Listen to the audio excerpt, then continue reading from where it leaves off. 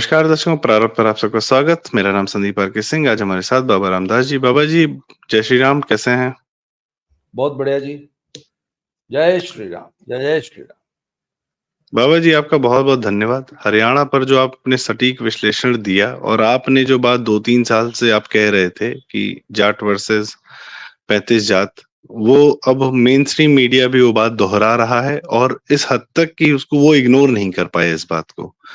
Results ने भी ये साबित किया जो आप कह रहे थे और मुझे लगता है कि सच को सच। और फिर पहलवान जो आंदोलन था, फर्जी पहलवान आंदोलन, फर्जी किसान आंदोलन, उसका क्या असर पड़ा, उसका एक्चुअल क्या असर पड़ा? मेन स्ट्रीम मीडिया तो एजेंडा अपना परोस रहा था, पर एक सच भी होता है जो आपके माध्यम से हमें पता चल रहा था, तो इसके लिए आपको साधुवाद। और इसी में एक बात आपने कही थी सर कि जो हरियाणा का जाट वर्ग था वो सत्ता के पीछे पूरी तरह लामबंद हुआ, अ, उसके हुड्डा जी के पीछे।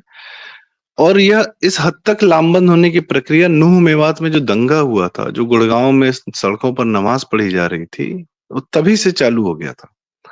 और चूंकि भाजपा विरोध में ये लोग थे, तो भाजपा विरोध में यह लोग अपने आप को इतना ज्यादा अलग मान रहे थे कि जाटों में भी कुछ वर्ग कहते हैं कि हम जाट हैं, हिंदू नहीं है।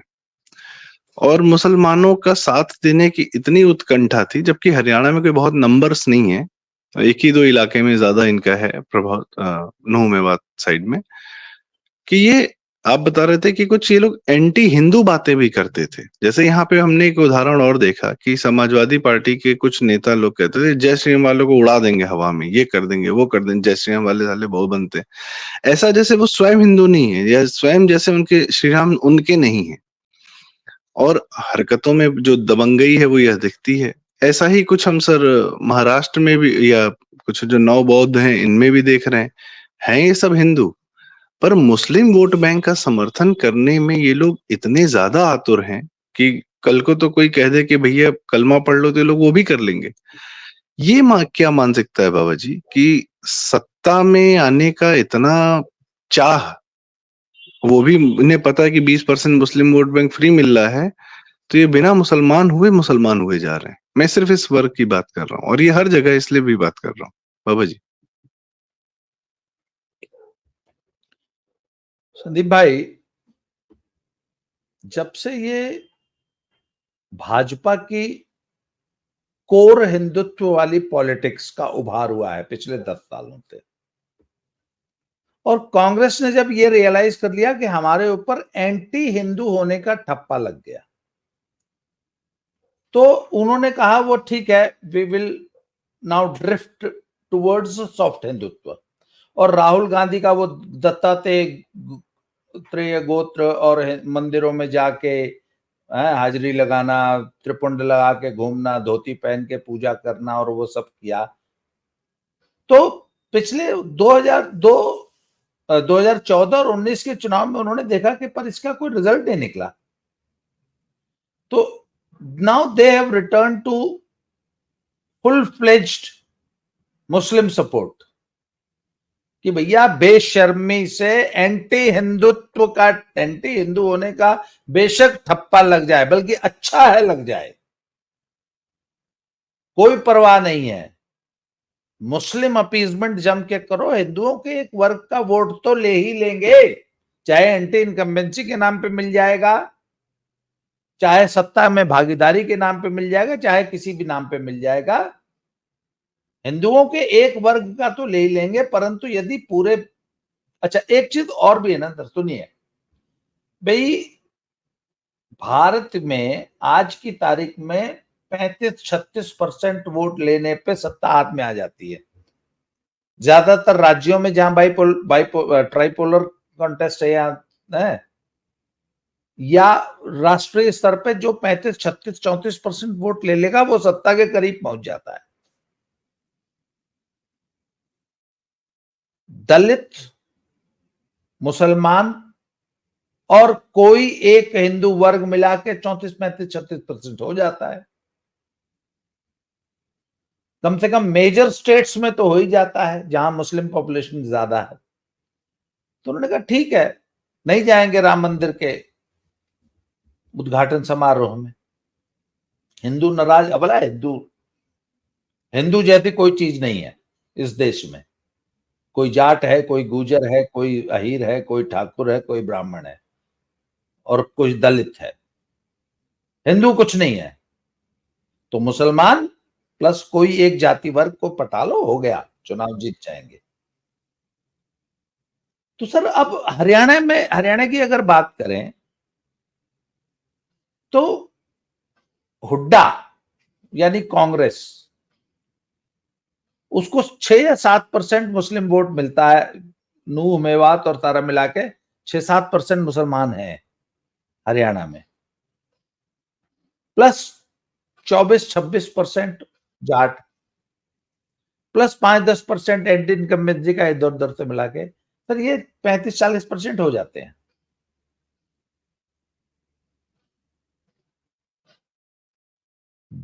भाजपा की कोशिश है कि जाट की हिंदू अस्मिता जगाओ। जाट को बोलो कि नहीं तू जाट बाद में है, बल्कि तू जाट है ही नहीं, तू हिंदू है, तू सनातनी है। तेरी एक ही आइडेंटिटी है कि तू हिंदू है।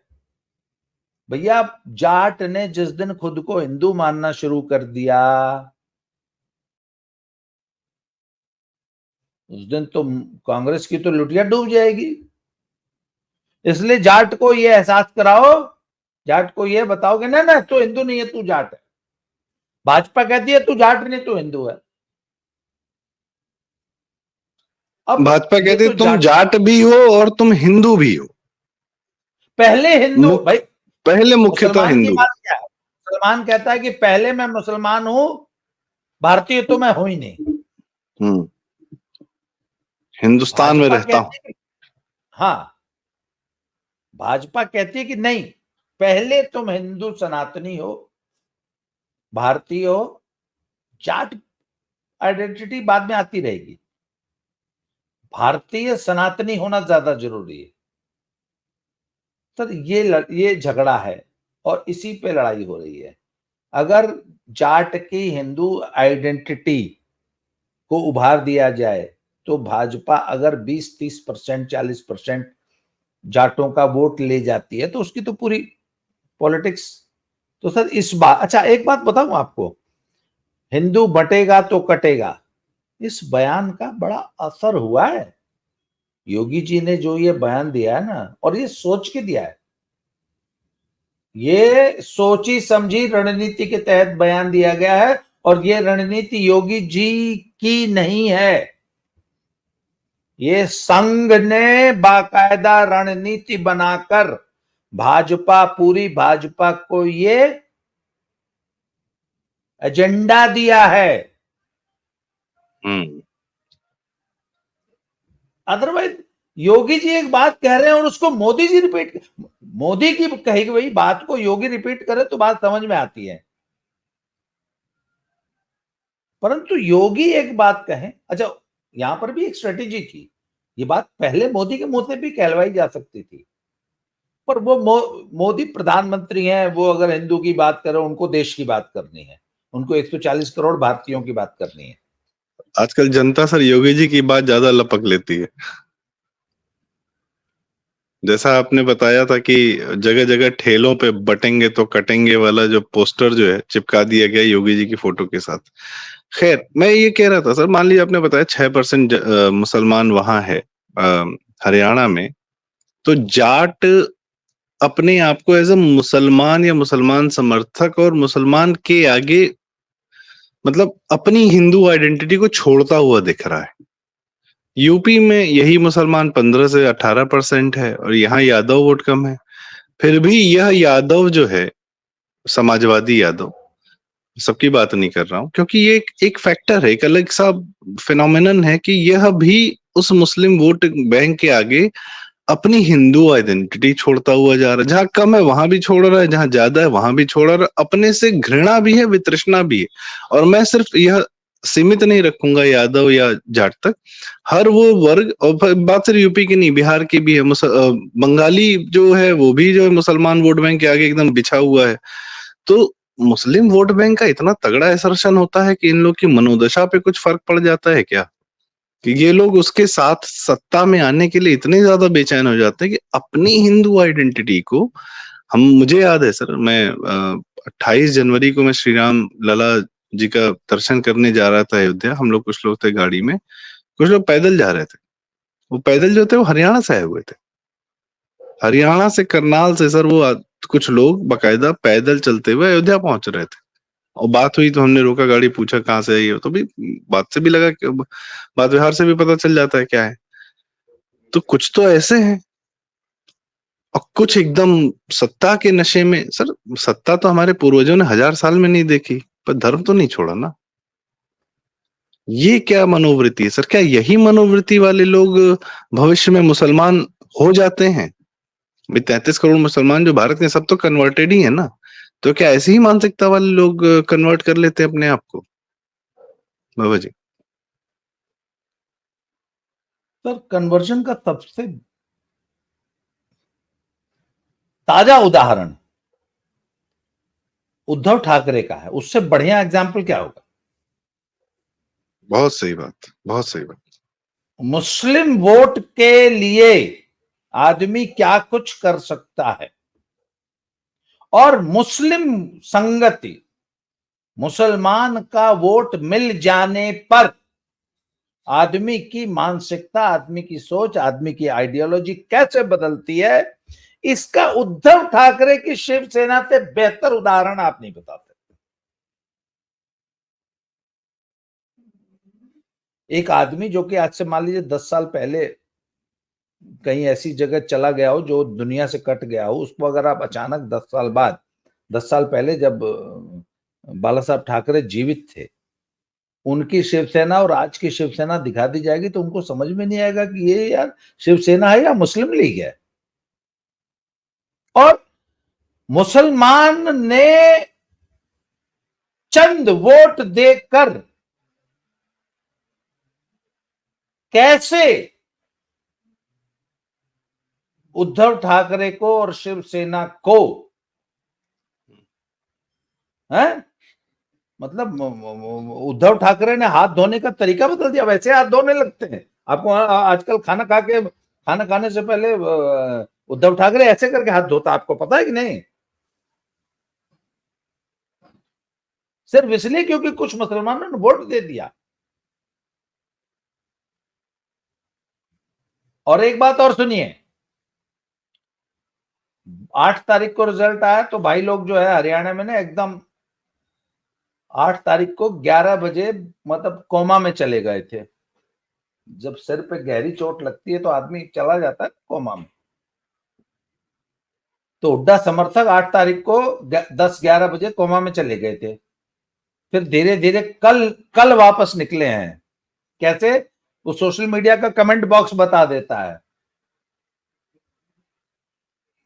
तो कल मेरे यूट्यूब पे एक कमेंट में एक जाट भाई, हुड्डा समर्थक, ये बोल रहा था कि हाँ है, हमें गर्व है, हम जाट हैं, और ये पाकिस्तानी जो जाट गोत्र हैं वो भी हमारे भाई हैं।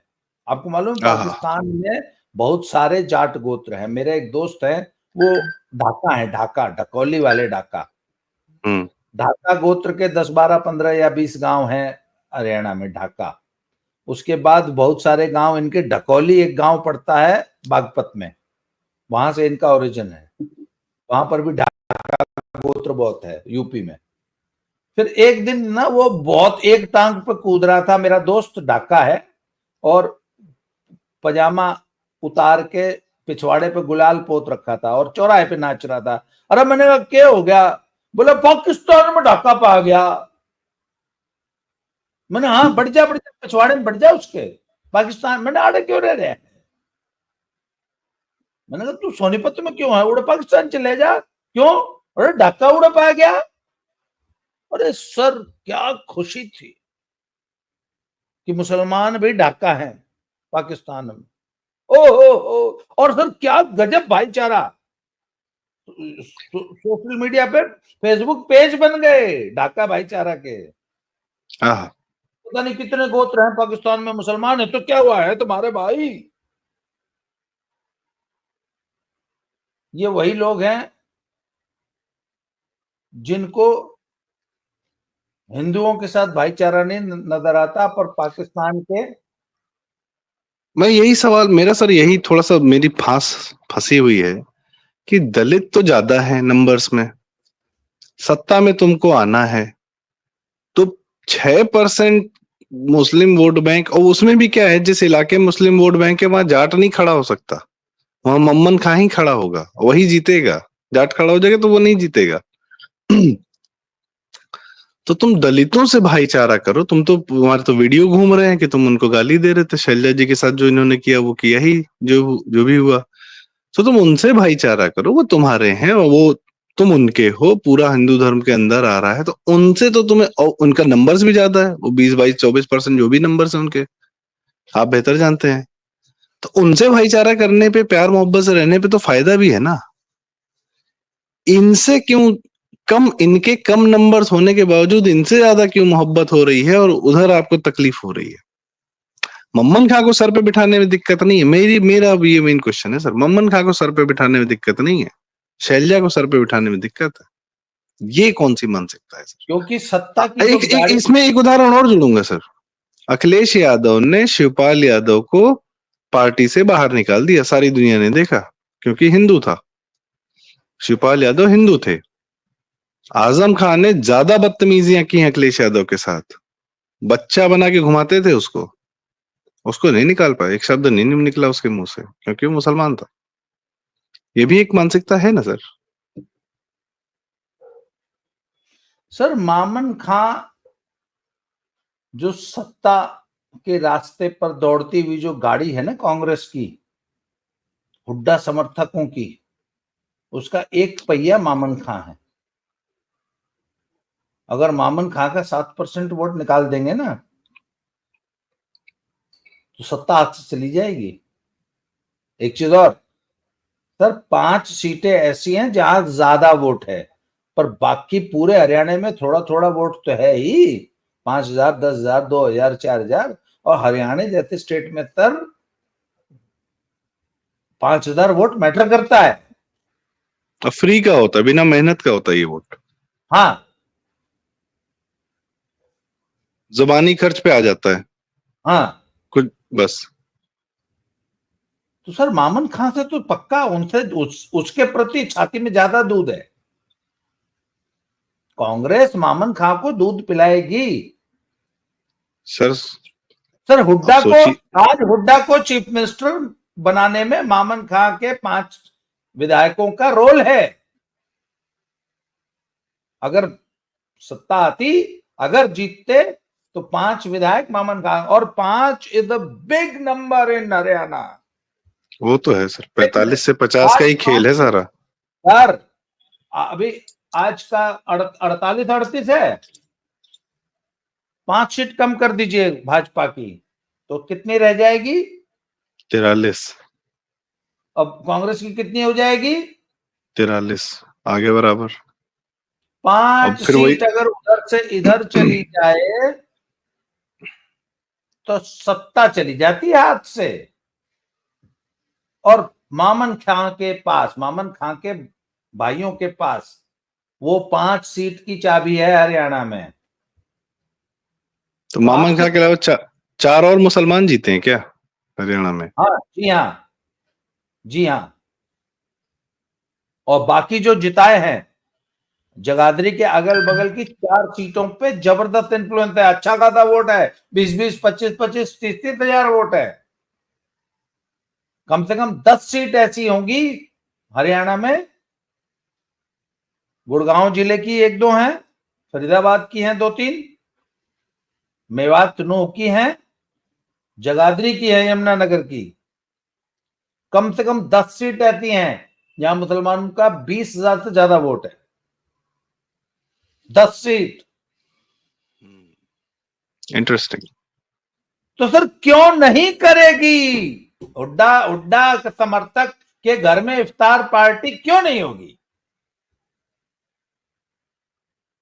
मतलब सर, इस बार अगर हुड्डा आ जाते सीएम, तो दीपेंद्र हुड्डा भी जो इफ्तार पार्टी में जाली टोपी सर पे लगा के, वो चेक वाला गमछा पहन के दिखते, हो सकता था। बिल्कुल बिल्कुल बिल्कुल। जैसे तेजस्वी यादव, तेज प्रताप और केजरीवाल और अखिलेश सब दिखते हैं सारे के सारे। हाँ हाँ बिल्कुल। आहा। हुड्डा साहब इन्हीं खजूर खाते हुए, हुड्डा साहब की खजूर खाते हुए फोटो में दिखा देता आपको। चंडीगढ़ में इफ्तार पार्टी हो रही होती सर। वो चंडीगढ़ में क्या होती, रोहतक में होती, हम्म, चंडीगढ़ नहीं होती। इफ्तार पार्टी रोहतक में होती, सोनीपत में होती, झज्जर में होती, गुड़गांव में होती। गुड़गांव की गुड़गांव जमीनों पे में। तो कब्जा करने का पूरा प्लान कर ही हाँ, लिया था ना।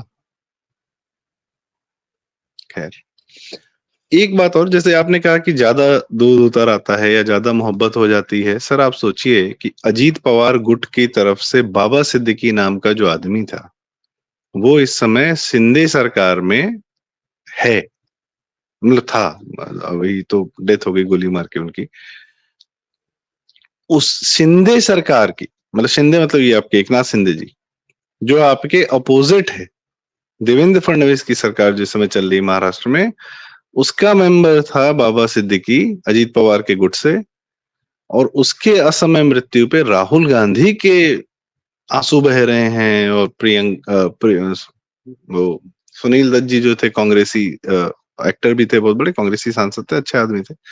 उनकी बेटी प्रिया दत्त भी कांग्रेस से सांसद हैं उसी बॉम्बे की, उनके भी आंसू बह रहे हैं। बॉलीवुड का तो छोड़ दीजिए, कांग्रेसियों के आंसू बह रहे हैं सर। समाजवादी पार्टी वालों के आंसू बह रहे हैं। वो एक विधायक था बॉम्बे का, और रहने वाला बिहार का था, और कहा जाता है कि दाऊद से संबंध थे, बॉलीवुड और दाऊद के बीच का कनेक्शन था।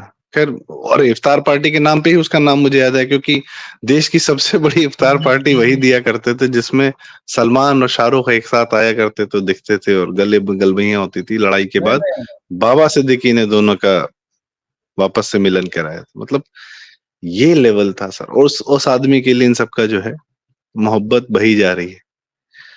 तो एक मुस्लिम वोट बैंक, आप राजनीति करिए, सत्ता में आइए जाइए, जो मर्जी करना हो करिए, दम से करिए, एग्रेसिवनेस से करिए, मायावती जी की तरह करिए, अपने समाज को आगे लेकर जाइए, सब करिए, पर इस तरह बिछिए तो मत मुसलमान के आगे। सर कारण क्या, मैं ये आज ही चर्चा क्यों कर रहा हूं मैं बताता हूँ सर। 3 कम्युनिटीज हैं जिन्होंने मुसलमानों को अपने साथ रखना, रहना, और उन्होंने मान लिया कि इन्हीं के साथ हमको मोहब्बत से रहना है, जैसे आज जाट कर रहा है हरियाणा का, पंजाब, कश्मीरी पंडित और बंगाली। तीनों को अपनी 3/4 जमीन छोड़नी पड़ी है सर। जिस हरियाणा ने आज तक अपनी जमीन नहीं छोड़ी, दीवार बन के खड़ा रहा भारत के लिए सदियों से, उस हरियाणा में जाट अब इनको जो है सर पे बिठा रहा है। तो किसी दिन ये, अब आप बता रहे हैं अंबाला में इधर उधर सब ये जमीनें और बिजनेस कब्जाते जा रहे हैं, तो लात तो तुम्ही को मारेंगे सबसे पहले। ये बात क्यों नहीं समझ में आती सर? मैं इस बात का जवाब लेकर आपसे फिर इस वीडियो का समापन करना चाहूंगा। मेरा मुख्य विषय ये था सर। पिछले दिनों नेटफ्लिक्स पे एक फिल्म आई है तृप्ति डिमरी की, वो एनिमल वाली जो नेशनल क्रश है, जो एनिमल में जूता चाट रही थी उसका, रणवीर कपूर का, तृप्ति डिमरी, उसकी एक फिल्म आई थी। बुलबुल या नाम, कला? पहले बुलबुल आई थी, फिर कला आई थी। कला कला कला। हम्म। उसमें वो जो म्यूजिक डायरेक्टर है, वो जो कानपुर वाला एक्टर है, क्या नाम है उसका? स्वानंद किरकिरे। नहीं नहीं, वरुण ग्रोवर। उस फिल्म में वो म्यूजिक डायरेक्टर का रोल प्ले कर रहा है। वैसे एक्टर है रहने वाला, अभी पिछले दिनों उस पे भी आया था,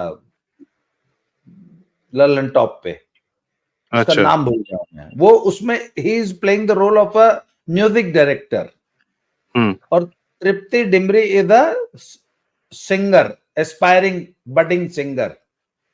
अमित सियाल। हाँ, अमित सियाल। हम्म।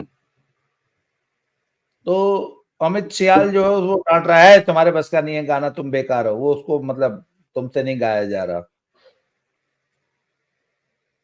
Then she gives a blow job.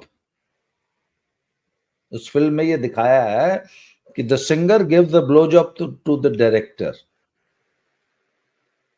Sir, मुसलमान का वोट देने के लिए you have to give a blow job. तो सर वो ब्लो जॉब राहुल जी भी दे रहे हैं, सर वो ब्लो जॉब अखिलेश जी भी दे रहे हैं, सर वो ब्लो जॉब उद्धव ठाकरे भी दे रहे हैं, जी। सर वो ब्लो जॉब भूपेंद्र हुड्डा भी दे रहे हैं। आप और ये एक बात, इसको सांकेतिक रूप में ये कह रहे हैं नहीं ऐसा नहीं आरोप न एक्चुअल दे लगाइए। रहे हैं। सर, सांकेतिक क्या होता है जी? Actually, they give a blowjob, then they get the vote.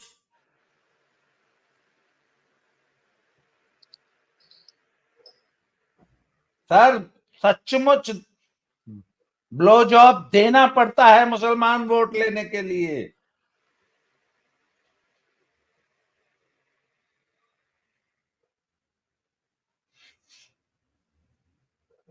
पर्याप्त हो गया, आपके सवाल का जवाब मिल गया कि अभी और सर खोज।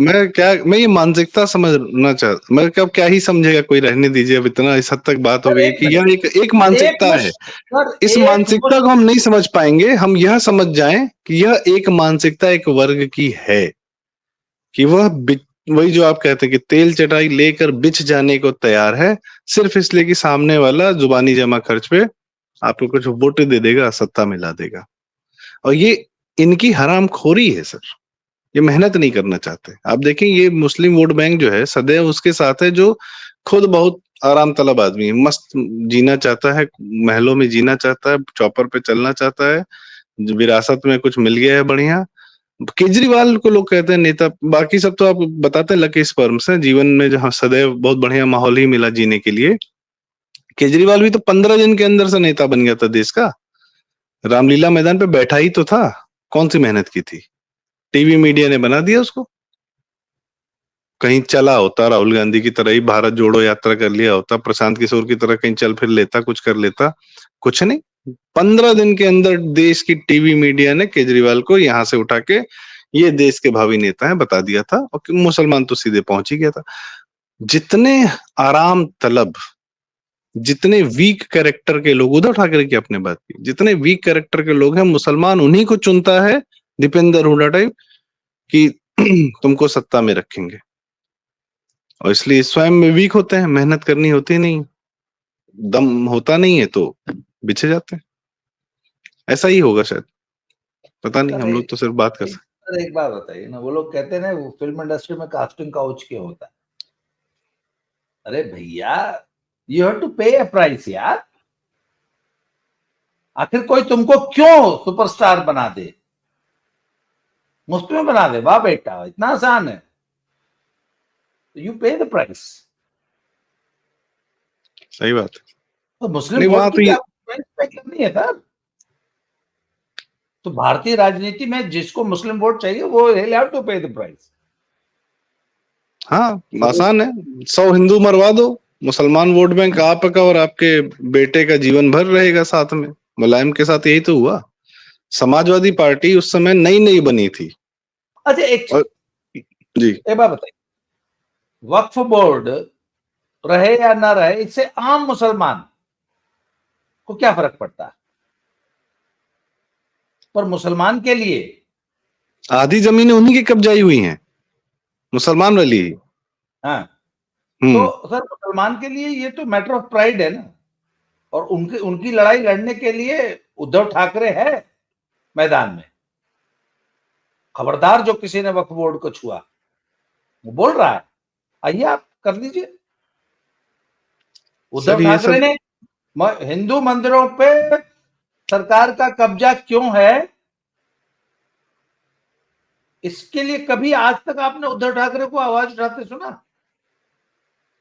क्यों नहीं सर ना? जब वो सर वो शिरडी वाले नासिक वाले से पैसे लेती है पूरी महाराष्ट्र सरकार, शनि सिंगनापुर से बहुत सारे मंदिरों से पूरे पूरे पैसे ले लेती है महाराष्ट्र सरकार, जो ये रईस मंदिर हैं हमारे।